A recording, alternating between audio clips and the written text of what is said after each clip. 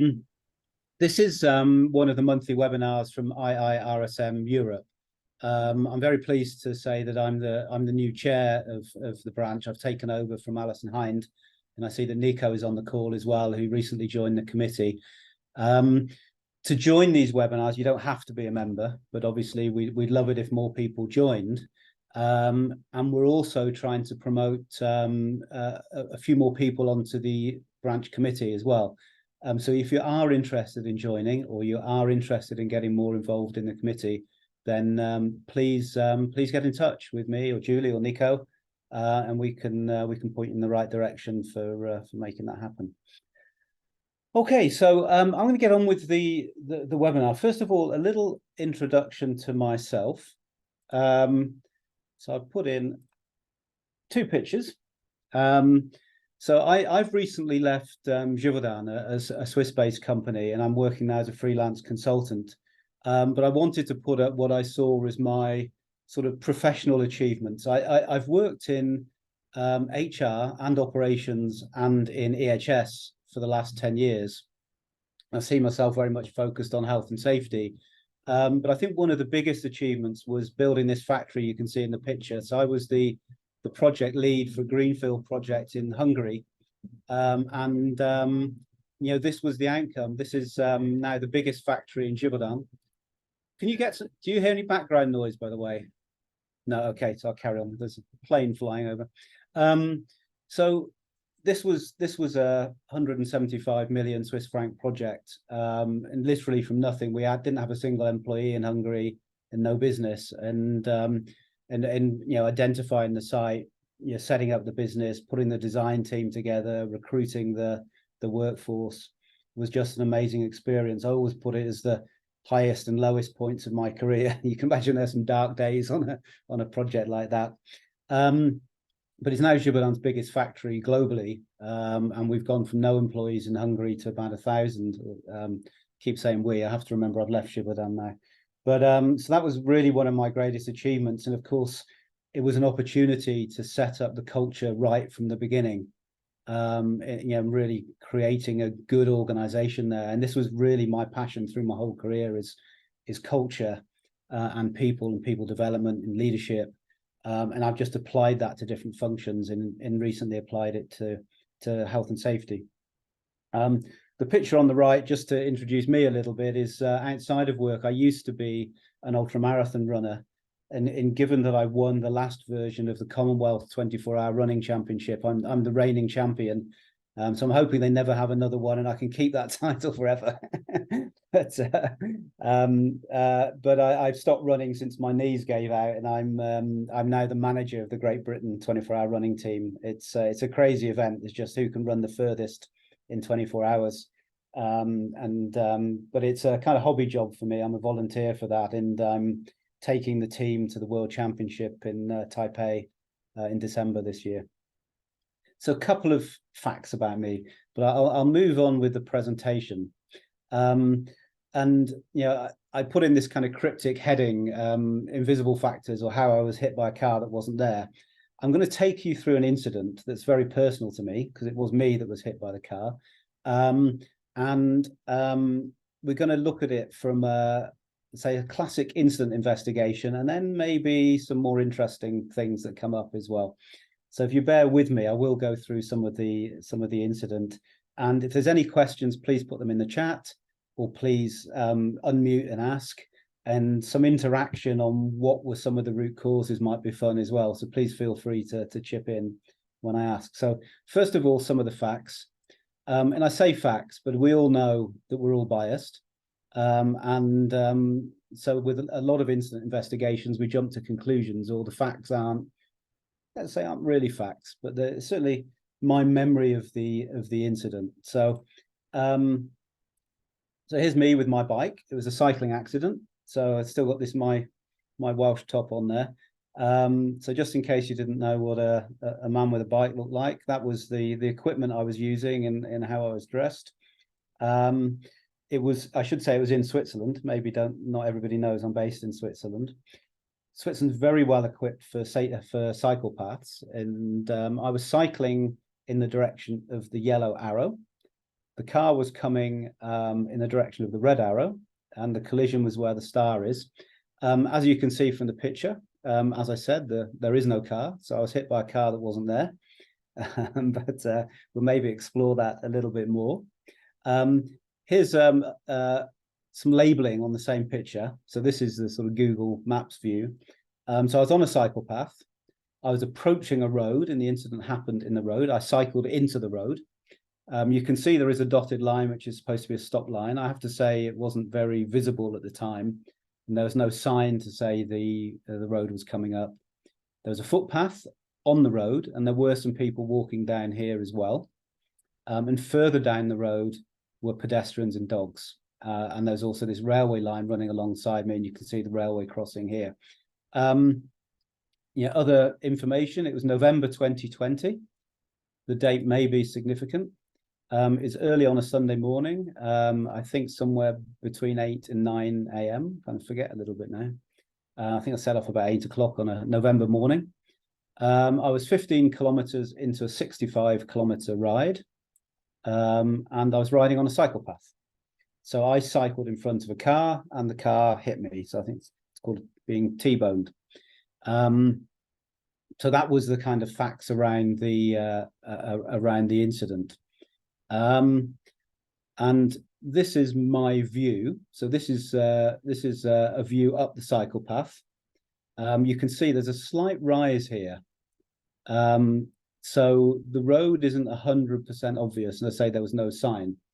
And I was cycling kind of east-ish, southeast direction. And if I do the next one, so I think I just take away the, yeah, so you can see the view a little better. So any questions about the incident? Any thoughts on what I've described so far? It's quite difficult to see the road. From the last picture down there, you couldn't really see it. Yeah. It just really looks like a continuation of the cycle path. Yeah. Yeah. Thank you, Nico. You've reinforced what I was thinking afterwards. I really didn't realize there was a road there, and it's slightly uphill, so that also obscured the view if you look at the physical things. So, you know, it's difficult to see the road. The road was kind of at eye level rather than looking slightly down and seeing the road there. The car at this point, when I was at this point, the car was on the level crossing. What was really interesting for me was that when I went back and checked, I expected there to be like a huge bush or tree in the way or something, because I did not see the car either. And the car is almost in my eye line, but I didn't see it, which was really, really fascinating, that, how the mind screened things out. So any other thoughts on why maybe I didn't see it, or why I cycled into the road?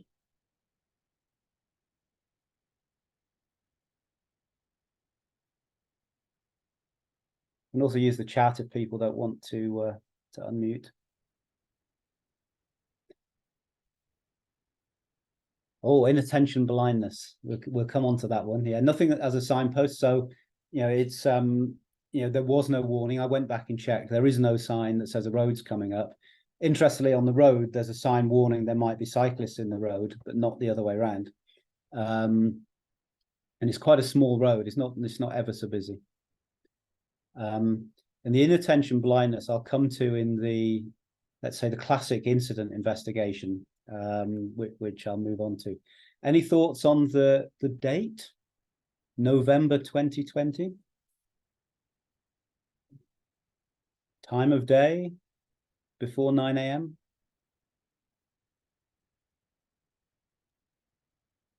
It can be a drunk driver if they're coming out of a night party or something like that. Yeah, I mean, you have to think creatively about these things. I don't believe the driver was at fault. Maybe they could have anticipated it, but and they certainly, it didn't come out afterwards that they'd been drinking. Yeah, it's not a clear junction, Tony.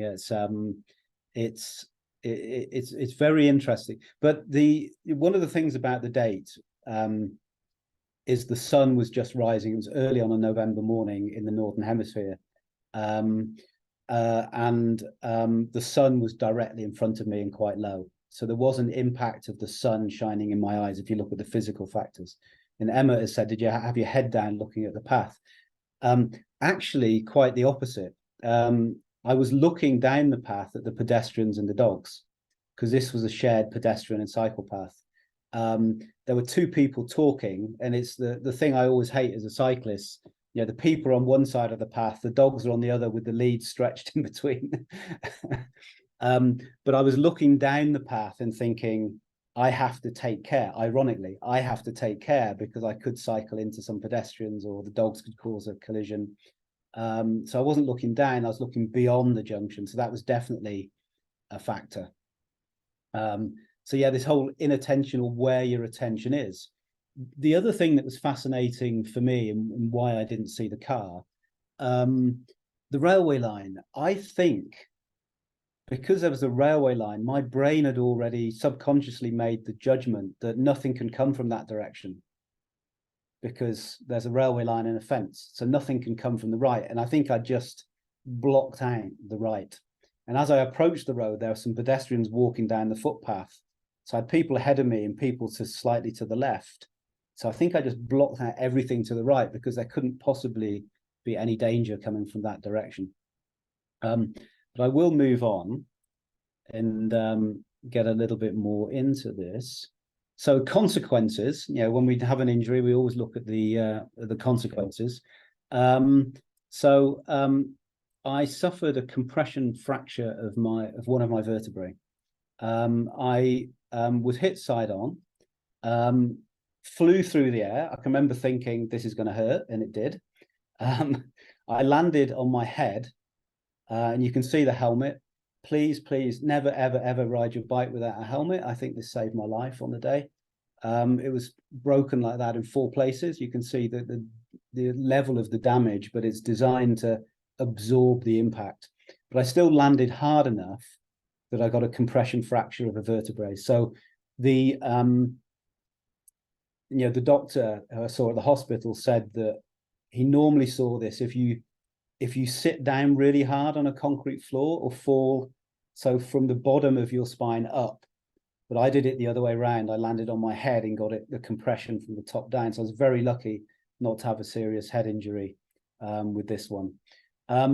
Having looked at the injuries, I had to conclude, the title of the presentation was, I was hit by a car that wasn't there. I did have to conclude that the car really was there after all. So I think it must have just been invisible. It wasn't not there, it was invisible. Or maybe if you're a Star Trek fan, I had one of these weird cloaking devices, because when I was lying in the road, I could clearly see the broken headlight of the car not too far from me. So there's definitely a car there. And you can see the date, 15th of November, 2020 there. So yeah, it could have been a lot worse, but in some ways I was lucky. So the consequences are there. So then we get a bit into the incident investigation. So let's start with the old style one, the police version of the incident investigation. So what do the police do, and how do they look at these things? So I was hit by a car. So why was I hit by a car? I cycled in front of the car. So I use the injured person. Normally we make these things anonymous, don't we, when we do investigations? But it was me. I cycled in front of a car. Now I thought the car was invisible, so I couldn't see it. But the police strangely didn't take that into account in their version of events. They just saw it as failed to stop at a stop line. That was the conclusion. And it was a disregard for the law. So it's a traffic penalty, a violation. And the consequence was I got a 200 Swiss franc fine for cycling in front of the car and failing to stop at a stop line. So the classic police version is, give me a fine. And I'm so glad they did, because now I know that I should not cycle in front of cars. If they hadn't fined me, I never would have realized that. But But they felt the need to find me. Interestingly, my bike was damaged, and the insurance company decided to pay for 70% of the repair cost. So they had calculated it was only 30% my fault, which was, I found quite a fascinating thing. I don't know how they arrived at 30%, but they quite nicely paid for quite a bit of the repair cost. But it's interesting when you get into that whose fault was it discussion. And for the police, it was clearly my fault. So I want to then, I mean, please feel free to jump in with questions at any time. But I then went into an old style root cause analysis. So, forget the police. I was lying in my hospital bed thinking, how did this happen? And this comes back to it was Andy said inattention blindness. So when I first joined health and safety in Givaudan, we used something called SafeStart as one of our models for looking at investigations. And two of the things that really annoyed me was they use these phrases, eyes not on the task and mind not on the task. And very often that was the end of the investigation. For me, that's not a root cause, but they used it as a root cause. So I've put them in here because this is the old style. So if you start at the top, didn't know to stop at the white line. So clearly, that's an education issue. I need retraining to, so I know that you have to stop at stop lines. So that could be one of the actions. And then eyes or mind not on the task. I clearly need some coaching to pay more attention in future. And I put this up because this is often the way we deal with incidents, is we try and put it all on the person who had the accident and what they could have done differently. So either they didn't know or they need to pay more attention in this case. But as you can imagine, I was, say, lying in the hospital bed thinking about other things that were going on, and the thinking developed beyond that time as well. But just to go back to this, so you've seen the incident, you've seen the police version of events, you've seen the physical version of events leading to mind or eyes not on the task. Before we get a little bit deeper, any questions or comments to understand this better?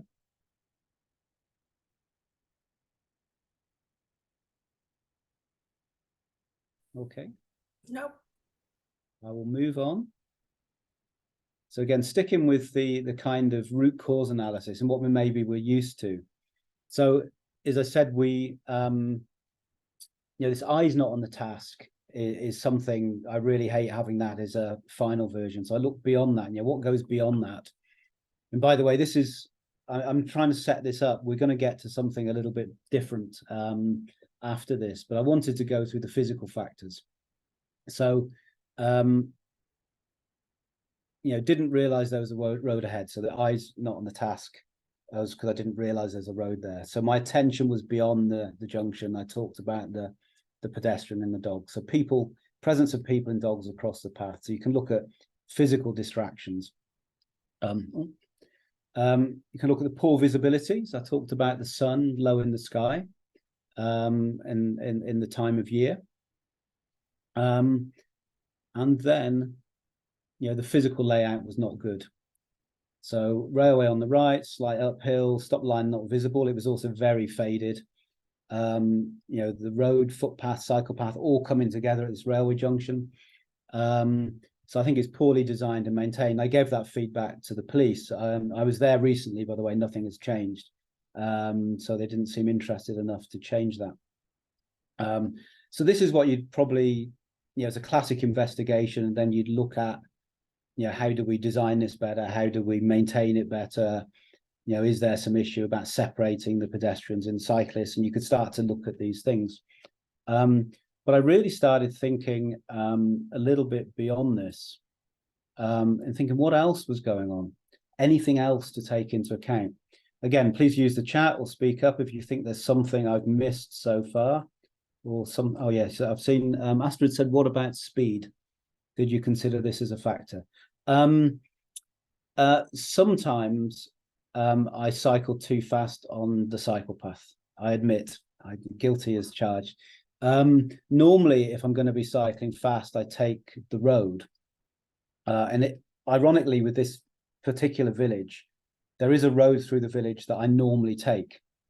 On this day, because the sun was low, and I thought it might be a factor, I decided to take the cycle path, thinking it would be safer. So it's kind of ironic, and I did then modify my speed a little bit, so potentially too fast. But I think even if I'd been going a bit slower, the time I noticed I was cycling into the road, it was too late to do anything. So speed definitely could have been a factor. I don't think it was in this case, not in terms of the incident itself. Then we've got Nico saying about temperature. It was quite cold, actually. It wasn't icy. There was no ice on it, but it was cold. I think the distortion more came from the bright sunlight. I could see the silhouettes of the people. I couldn't see them clearly, the people and the dogs. So I was aware there were people there, but I couldn't see clearly. So there is something about the eyes. Should the driver be looking at the people bikes crossing? Yeah, so I was blinded, Emma, but the driver was not. Now, I don't think they would have expected me to cycle in the road, but could they have reacted differently?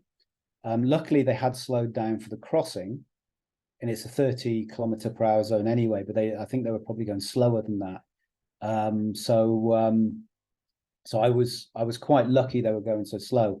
But on the other hand, they should have seen me cycling at speed, maybe doing 20 km/h, and realized something was going to happen and probably put the brakes on earlier. Were they on the phone? I'm pretty sure not. It certainly didn't come out in the police investigation. But the driver was pretty shocked. She got out of the car. She, the usual thing, people told me to lay there, not move while they called the ambulance. And she had a blanket in the car, so she put that over me to try and keep me warm. So, but I think she was just doing normal, going somewhere on a Sunday morning, not speeding, not on the phone. But maybe she could have noticed more. So what I will do is I'll look a little bit at the follow-up and then take back to how this developed my thinking as to what might be some other root causes.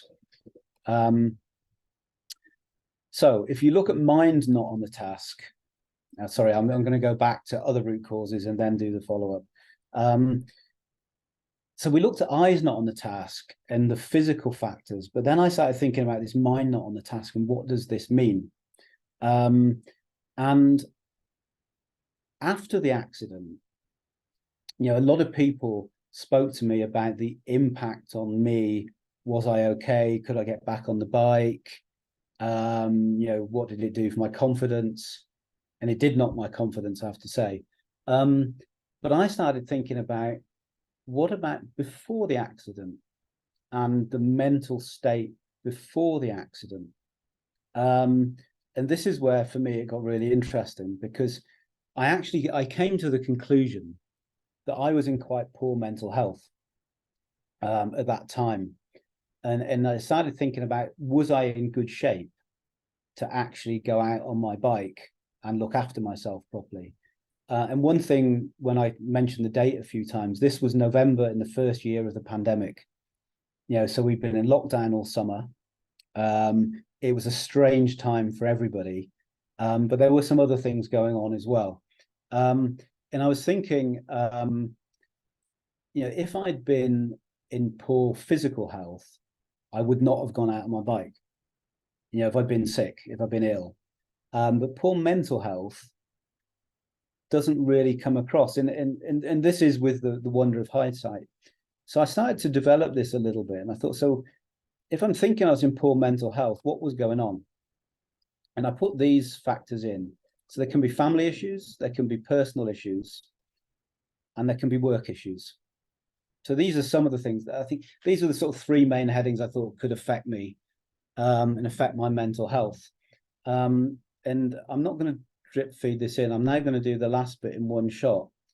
And you go from this nice linear model of the physical causes that lead to an incident. And then I came up with this for my mental state at the time. The ones with the red line around are the things where I didn't get any further. So this is the end of some of these chains, but they all cross over. You can see I've thought about these arrows. They are all deliberate. They're not just random, but they are deeply connected and crisscrossing. So there's a number of things going on. So if you look at the some of the things around work, for example, I'd actually in 2019, I think it's no, must have been actually 2019. I'd kind of had a falling out with my line manager at the time and realized we were going to change jobs. So there's a lot of things that were not working. So I was going to change my job, and I was not really enjoying work because the things that I wanted to do, I had too much of the stuff I didn't want to do.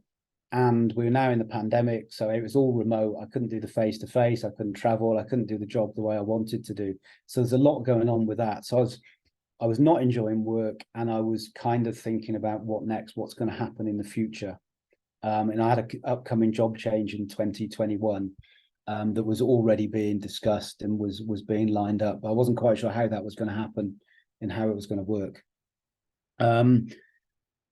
You've also got the pandemic on top of that. So that also made the problem with the job worse. And, this home office, feeling disconnected from the team doesn't help your mental state either.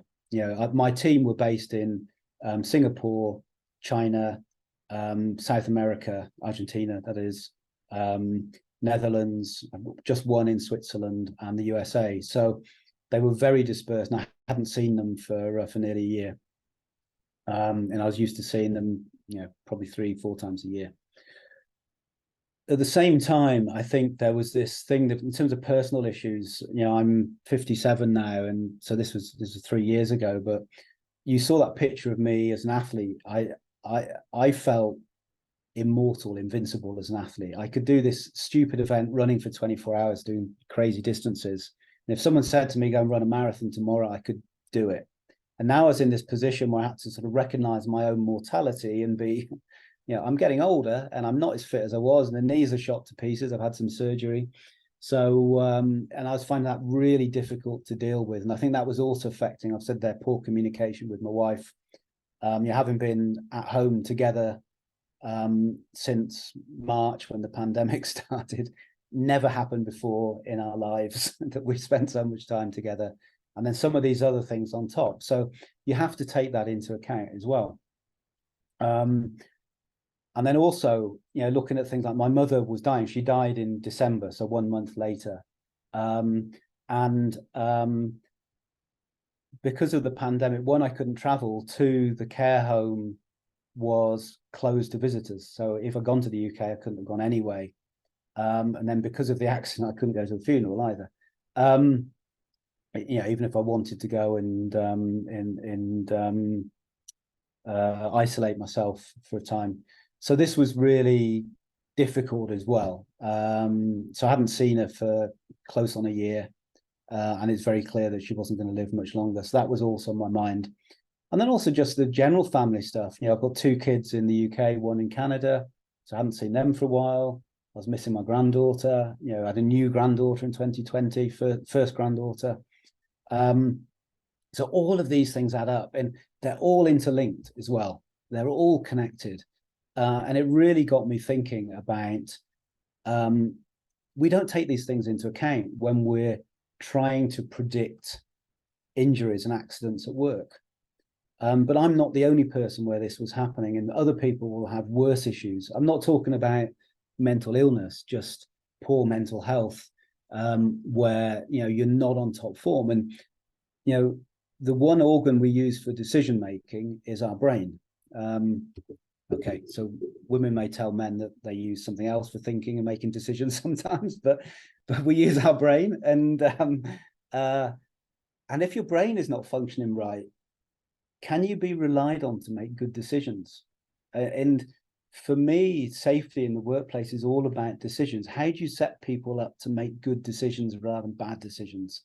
or at least to think through the decision they're going to make and make a good assessment of the risk they're putting themselves in. So it really got me thinking about this topic about we don't do enough around mental health. So improving mental health so people make good decisions, but also be sensitive to what's going on. One thing that's not here is fatigue, but this is a classic physical issue that can lead to poor mental health. We have shift workers, and if they're not sleeping well because they have to sleep in the day, maybe they're working 12-hour shifts. I was watching something on the TV last night on divers who you do that for a job, working in the harbour in the south of England. They were working 12-hour shifts to do this job fast, and you think the risk is incredible, and the decisions they have to make. And I have to say, I was very impressed with the setup and how they structured it to take the pressure away from some of the key decision makers. But it could be really critical. So I don't have the answer. This presentation is not about the answer to this question. But it's really something I've started to think about at work and now since because I was also sponsoring the company's health and wellbeing program, together with HR.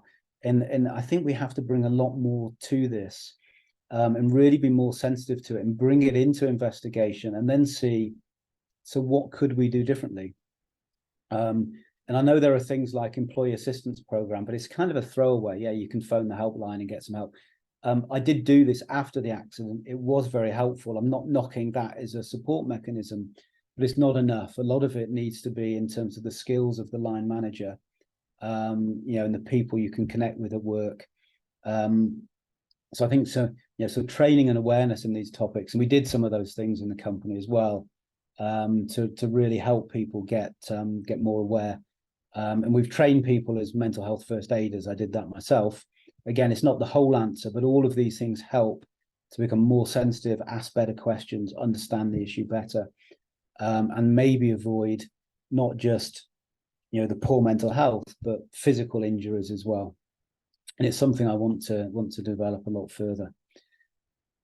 So that was the oh no, sorry, I did have one more click, because I've said mental health, but I realized that when you talk about mental health, there's also the emotional element. It's not just the mental bit. Mental is more about thinking, but the emotional bit. And when you look at these work issues, personal issues, family issues, you sometimes have these emotions: uncertainty, fear, frustration, anger, maybe others. It's also not going to help your decision making, and didn't help my decision making or the way my brain was working. And so maybe I should not have gone out on that Sunday morning on my bike. But I think, I don't know. Would I still have gone?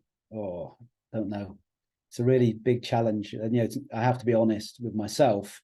I know I sometimes take risks that I shouldn't.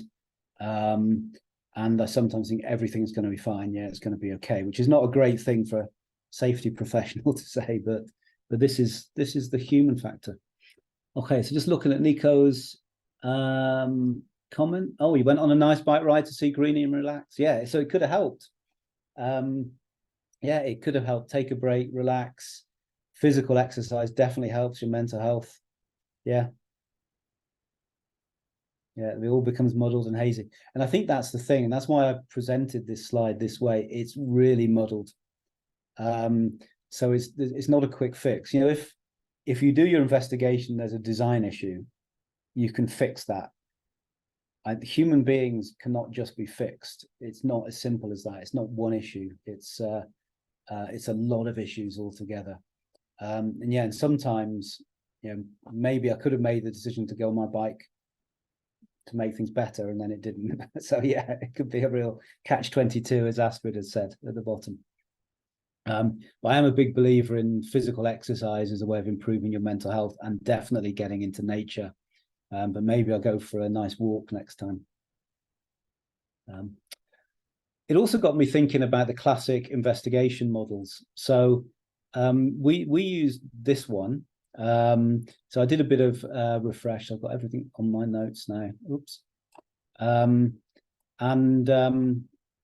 we use this sort of model, this root cause map, to look at some of the reasons. So I thought I'd go back into this after the accident. Sorry, you're not supposed to read it, but many of you would have seen these trees before. So very complex, lots of detail, and it goes through, causal factors with a limited number of root causes you could then get to that help you solve the problem. And so I thought, well, what's in here that would relate to this issue? And I'm sorry with the cut and paste on the right, because when I've made it bigger, it's a bit blurry, but I only found 4 topics that could have been related to mental health.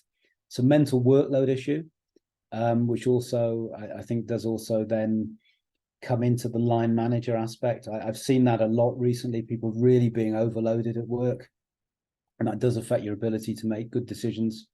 Because one of the other things that came out of Safe Start was rushing. And if you're overloaded, you may rush. And if you've got a mental overload, you maybe make some bad decisions. So mental capabilities was in here. That kind of sounds like a permanent thing, like someone who doesn't have the mental capability to do the job. But I choose to interpret it here as a temporary thing, where we're not in good shape because of some other things that are going on. So we recruit people who can do the job, but maybe there are times when their capability drops and they can't do it as well as they'd like to do it.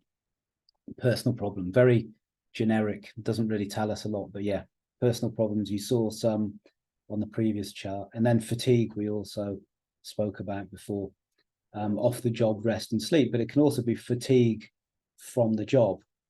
I've certainly seen some serious accidents where, particularly with the rushing, contractors being rushed to get the job done so you can hand it back to production, and they're working long shifts, they're working hard, they're doing a physical job as well as a mentally demanding job in the night, and that's on the job fatigue rather than off the job fatigue.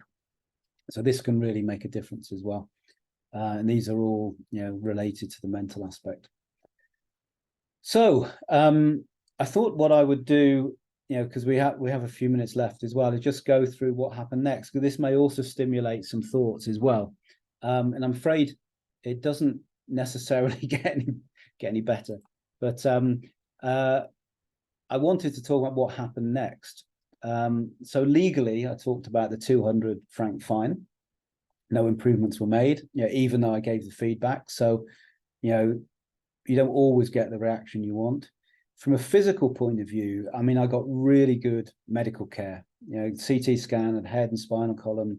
There's only 2 nights in hospital, but I had to wear a brace on my back for 6 weeks to stop this sort of rotation movement to allow the bone to heal.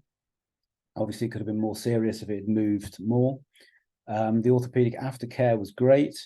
18 weeks of physiotherapy, and work gave me time off to recover. So these were all positives. Then, mentally, support from my wife. Colleagues were concerned, but again, this was all remote because we weren't in the office at the time. But actually, good response from colleagues and my line manager.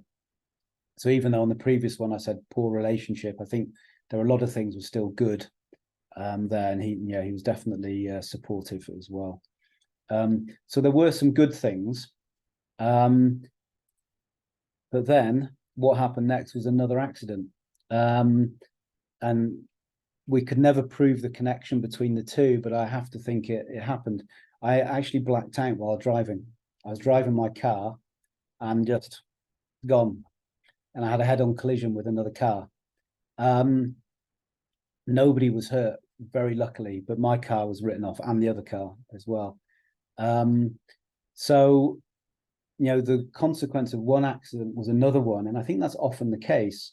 Again, if you go through what happened, I was fined by the police.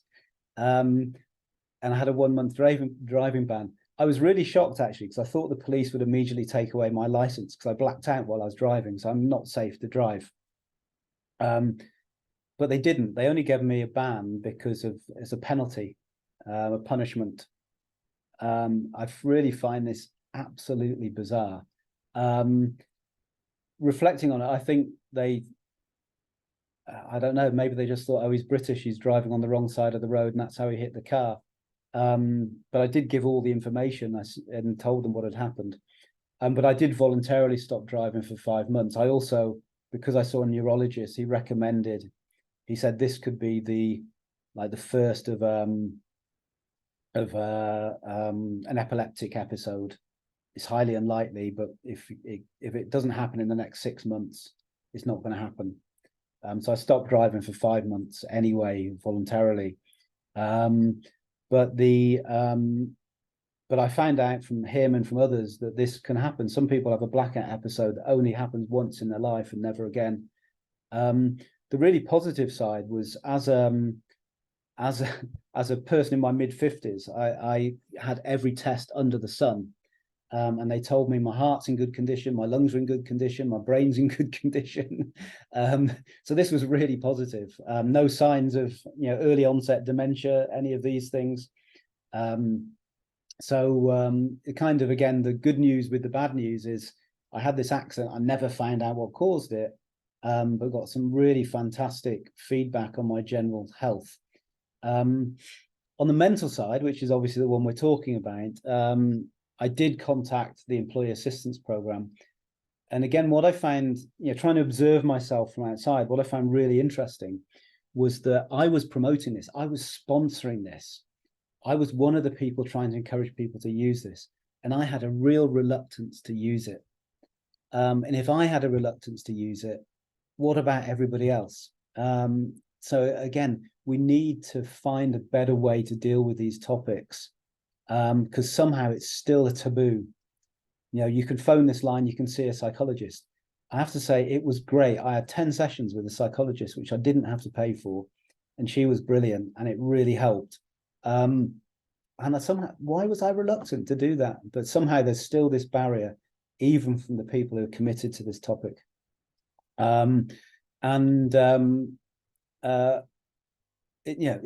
helped me a lot also with things like the getting old bit and how to look at success as you get older and look at that a different way. Again, my line manager was great. He promoted using this approach and taking time and doing things differently. But it was all done as has the incident caused the problem? Are the mental health issues a consequence? But again, I come back to I think it was a root cause, rather than, I think the consequence made it worse for a period of time, but did also then, working with the psychologist, help me come to terms with a lot of things and then improve a lot, and solve some of those problems, or find ways to deal with them. So this was kind of, interesting how we get cause and effect mixed up, but it was in the end a really positive episode for me. So I had a few months of really difficult time, but it was a really positive episode, which I think will make it less likely to happen in the future, either of these accidents. But also then thinking about how do we solve or help the mental health issues to reduce it as a cause. Yeah, I see Andy Farrell's, how can you punish for a medical episode? I've had other people say this in Switzerland as well, that they see the fine almost as an admin fee. If you call the police, you call an ambulance, you're going to get charged. The thing is, it was effectively, it was crossing the central part of the road, the white line down the middle of the road, and causing an accident was what was in the letter. Of course, you can challenge it, but then you have to go to court, and it could get a lot worse. So I paid the fine. But yeah, it was not a criminal offence. And I was really shocked that they weren't interested in preventing this happen again. They were just concerned with dealing with that episode and then tying off all the loose ends. You issue a fine, then it's done. You can tick the box. So yeah, I think, I know the police have challenges, but I think there is some problem with the approach and how they deal with these things. So, in conclusion,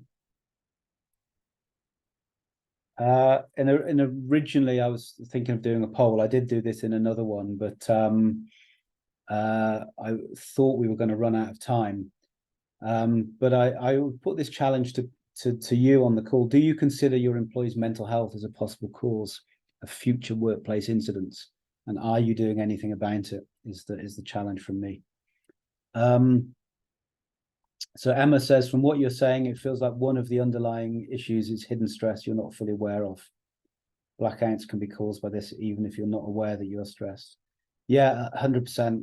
Yeah, I've said mental health. I think stress, those work issues cause stress, the family issues cause stress, which is a type of mental health problem. So fully agree. In what I remember, that morning when I had the car accident, I'd only nipped to site. I was working at home, I was in home office, but I nipped onto site to get something and come back. Very short drive. The drive from the site home was 6 kilometers. So I wasn't tired. It was the morning, it was sunny, nice day. Everything was fine. And I do wonder if there's also an element of when you get to a point where you think, oh, I'm past that, things are getting better, and you relax a bit. Maybe that's the worst time than when you're feeling stressed and you're more switched on. So maybe so maybe there's something strange happening in the brain in the background that meant because I was more relaxed that morning, it allowed this to happen. But yeah, we never did find exactly what happened. But we know it can happen. I've been surprised how many people have said, oh, I had something similar. Just luckily it didn't happen while they were driving. Yeah, these things can happen. So Nico was saying about SMEs and micro enterprises. Yeah, people working alone. Yeah, this is, I think this can be a huge topic. You know, we do this, we have this category of risk at work about lone workers, but we're talking more about, again, the physical aspects of working alone, not the social aspects. And the fact that some people are more introverted and like working on their own. Others need much more of that human contact. But we all need some human contact. And I think people working on their own and under stress, I think, is something that's not considered. Yeah, isolation. Yeah. So one for me to look out for now that I'm a freelancer, that make sure I'm not isolated and mixing with a lot of people. Yeah, but use your contacts. I think the other thing I found with this incident is the number of people who were supportive. And when we did get back in the office, the number of people I could talk to about it. So as I said, I trained as a mental health first aider. I set up something at work we just called the mental health coffee break. And interestingly, I was told I shouldn't call it that because it might put people off because it's got mental health in the heading. And I said, no, I want it to be really obvious that we're not secretly trying to introduce this topic. We're openly introducing it. And a core group of us would meet every Wednesday just after lunch to have a coffee. We had a theme every week where we talked about an issue that somebody brought. Everybody was welcome to join that group. We even had our chairman join once. He came in for a coffee and saw us, and he joined for half an hour to find out what the topic was. And he was really surprised that we were talking about this. So you still see that taboo, that barrier, the work it takes. But I think the mental health coffee break was really helpful for a lot of people. So the more we could do of that, the better. Just talking about it. And then what I realized was the number of people who are supportive. And I realized one of my weaknesses always was not asking for help when I needed it. And I realized there's this whole group of people that if you ask for help, they're delighted to help and they can help. And that's something we really need to build on. Yeah, so Nico is saying age, gender group, there's different needs. Yeah. Yeah. Little recognition on life changes. Yeah, it's funny. One of the things that the psychologist recommended a book called Success in the Second Half of Your Life, which is actually a really good book. But the first thing I said to her was, yeah, but I haven't yet accepted I'm in the second half of my life. So she said, well, maybe that's something you need to work on first, acceptance. But yeah, I think there's a lot about that. We push our career. Like my athletics career was going up and up and up to to the gold medal stage, and then what next? You know, in work you get promoted and you get this new challenge and you change to this job, and then it kind of plateaus. So what do you do then? And one thing I've realized, you know, talking to the psychologist, is one thing that helps is one thing you can do is use your experience to coach and support others. So that's what I did in athletics by becoming the team manager. That's what I've done, you know, through work in terms of things like the mental health coffee break, just a way of supporting other people and passing on some experience. But also then leadership coaching and development. I've done more mentoring. Also through IIRSM, they have a good mentoring program. So I signed up for that and was mentoring one person. So, you know, these things, you know, really help you refocus on what you can do. So maybe you're not going to chase the next promotion, and that's not going to be an option, but how do you use the experience you've got? Yeah, and the Judith made the comment, we often don't seek that support for ourselves. And it was a real eye-opener for me, because I realized that I wasn't asking my team for help. And yet when I did, they were delighted that I would ask for help. And they really helped. So I think there's been some years of my working life I really haven't done that well. So it's a learning for me. Yeah, Nico, again, people can be very empathetic when a platform is given. Yes, because sometimes people don't like to offer, particularly if it's their line manager. But when you ask, yeah, there's some structure there. It helps. Yeah, yeah, and we judge. We definitely do judge. We make assumptions about why someone is doing something, and that can be a problem all in itself. So I would ask you to consider these questions. Is anyone working on this at the moment? Anyone want to add anything about some experience they have that you know, that is functioning in their company or their organization?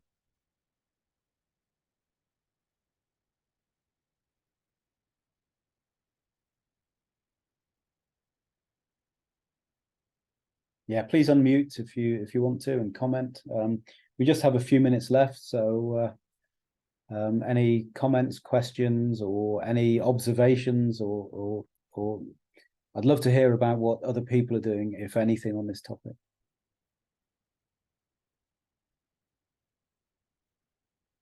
Very quiet group. I mean, if I may just say, first of all, fantastic presentation, really personal as well. So thank you so much for sharing all that. But I think here in this company, we're in a similar situation. So we have the helpline, we have these campaigns, but how likely is it that actually somebody is going to take up that, you know, resource?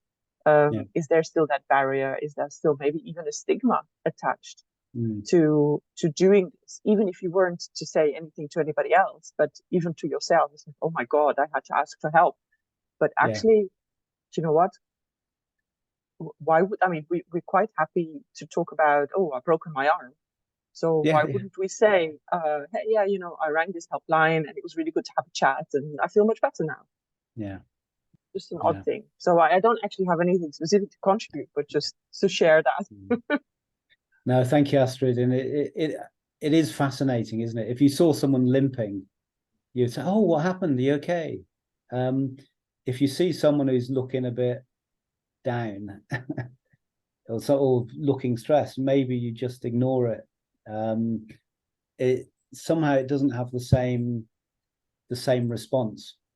That's and we try, and I'd say with the mental health first aiders, it's not the answer to everything, but it's another way of trying to have more people who are at least willing and have some skills to say, is everything okay? And to follow up on that, and to provide, you know, people that others can go and talk to. Because I've certainly had the feedback that people often will not talk to their line manager because it's seen as a weakness. Even if they have no evidence that their line manager would see it as a weakness, they still don't want to take that risk. So having a network of where you can do it sort of impersonally, well, sorry, not impersonally, but anonymously, I suppose. So it's not someone who has an impact on your career, I think is at least an opening to promote more talk, and then hopefully it becomes more public and more open as things mature. exactly. It's like when you get given like a project and another project and another project, and you feel like completely overloaded, but at the same time you feel like, wow, they're trusting me with all this. I must be doing a Yeah. great job. So you Yeah. feel like caught between a rock and a hard place. Like, Yeah. do I say, oh, you know, or am I like, yeah, I'm going to give up my social life and my weekends and my evenings and my nights because I'm trusted with this work and my career is going to flourish. So it's about striking that balance. Yeah, absolutely. And it's really hard. It's really hard to say no. And for a range of reasons, I think. But generally, if someone gives us an opportunity, we don't say no. And I think from the mental side, we often say, oh, yeah, but it'll get better. It'll be better next month, next year. Oh, yeah, that's utopia. Without doing anything about it, which it doesn't get better if you don't do something about it. So I see a message that Andy, I think, wants to contribute something as well. Yeah, just the point there, John. An interesting talk you had there. I have a very varied background, including 12 years in the ambulance service of the NHS in the UK. I was in it sort of 78 to 90. And at that time, the whole attitude from management was, well, if you can't take it, don't do the job. There was no counselling of any kind. And well, the worst jobs I got was somebody hit by a train on a level crossing. And he was in a mess. We basically took him into the hospital, dropped him off, and then a cup of tea and back on the road. There was no counselling, which you get nowadays. And I don't know whether that damaged me or whether they simply overreact nowadays, but it's a different attitude, certainly, to what I was used to in the services. Yeah. Yeah, and I think it kind of resonates with me because my son works in the ambulance service in Canada, and and he was telling me the first time somebody died on him, you know, so he arrived to help someone and they died.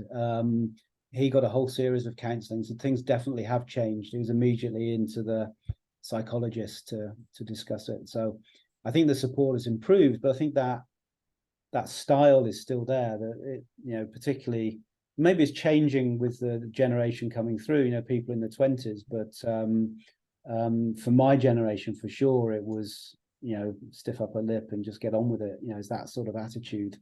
Yeah, although I have to say, when I joined the service, I was in my 20s. Yeah, but I think we were told, you know, you just get on with the job, you just do it, you know.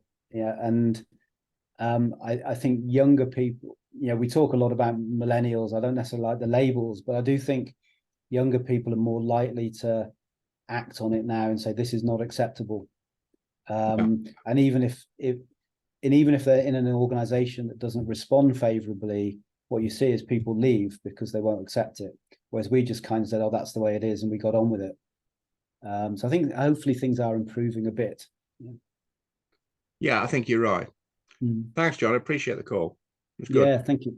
Yeah, thanks a lot. So we've used the hour. I hope it was interesting. And yeah, thought-provoking. Yes, thanks, Astrid. And yeah, if anyone has any other questions or wants to pursue it, please get in touch. Very happy to discuss it. So my contact details are here if you want them. Thank you so much, John. I found that really interesting. It's probably a bit ghoulish to find it so interesting, but it must have left you doubting yourself at some point, which is probably the worst thing to shake off. Just to remind anyone, I know some people join quite late, but we will be uploading it onto the IIRSM YouTube channel. So if you think any colleagues would like to watch it, please do visit the YouTube channel and you can watch it. Hopefully I'll get it on there later. So, but thanks so much, John. And thank you everyone for attending. I hope you enjoyed the more interactive style of meeting, and hopefully we'll have more of these in the future. Goodbye, everyone. Great. Thank you. Goodbye. Are you okay to stay on a minute, Julie? I don't think I can. I think. Okay. I don't think I can, but I'm happy to. I'll Zoom you straight back when we finish. Okay, perfect. Yeah, All speak right, to you then. later. Bye, Okay. everyone. Bye. Bye.